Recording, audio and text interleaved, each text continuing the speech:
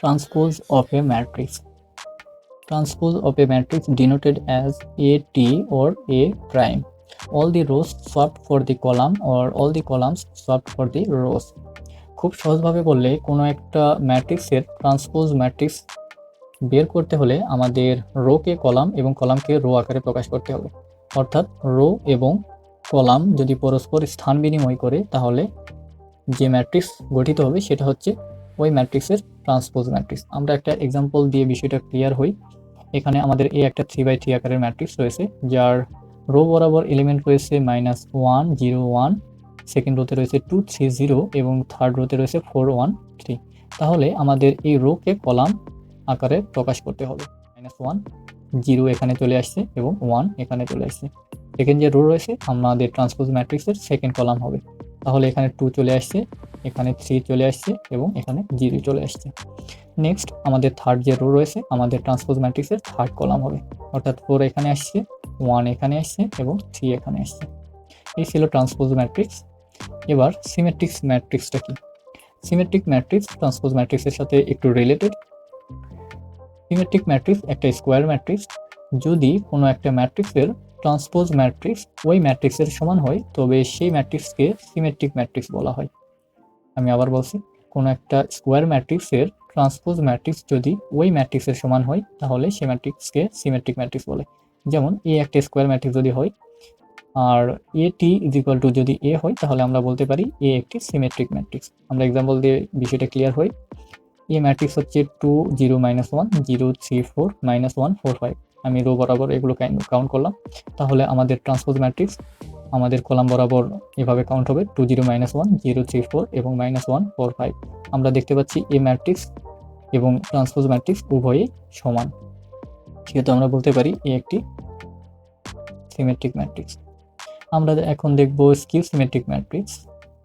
Skew symmetric matrix একটি square matrix যেখানে ওই ম্যাট্রিক্সের নেগেটিভ মান ট্রান্সপোজ ম্যাট্রিক্সের সমান। অর্থাৎ এ-টি = যদি -a হয় তাহলে সেই ম্যাট্রিক্সকে স্কিউ সিমেট্রিক ম্যাট্রিক্স বলা হয়।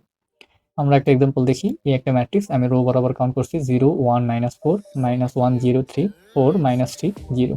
তাহলে এই ম্যাট্রিক্সের যদি ট্রান্সপোজ ম্যাট্রিক্স এ-টি বের করতে চাই তাহলে রো বরাবর যে সকল মান কাউন্ট করছি বা ভ্যালু কাউন্ট করছি সেগুলো কলাম বরাবর হবে।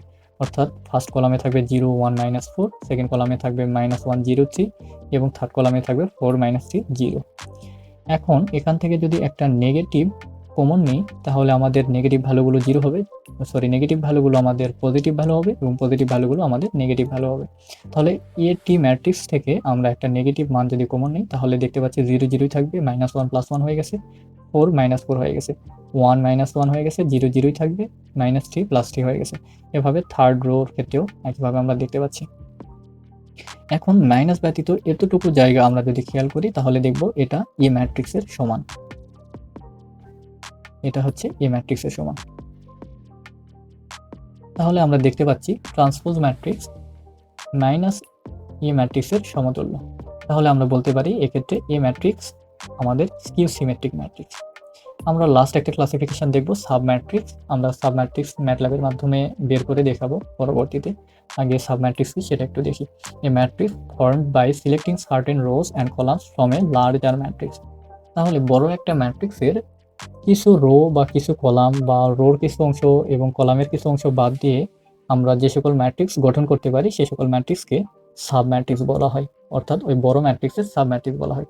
যেমন এ একটা আমাদের 3/3 আকারের ম্যাট্রিক্স। এখান থেকে আমরা কিছু রো বা কিছু কলাম বা কোনো একটা রোর কিছু অংশ এবং কলামের কিছু অংশ বাদ দিয়ে বিভিন্ন ম্যাট্রিক্স গঠন করতে পারি। যেমন আমরা এই 4টা এলিমেন্ট নিয়ে একটা ম্যাট্রিক্স গঠন করছি 1 2 4 5 এবং এই 4টা নিয়ে একটা ম্যাট্রিক্স গঠন করছি 2 3 5 6 এবং এতটুকু জায়গা নিয়ে একটা ম্যাট্রিক্স গঠন করছি ফার্স্ট 2টা রো নিয়ে, অর্থাৎ 1 2 3 4 5 6, সেটা হচ্ছে এটা। এবং আমরা নিচের 2টা রো নিয়ে একটা ম্যাট্রিক্স গঠন করছি 4 5 6 7 8 9।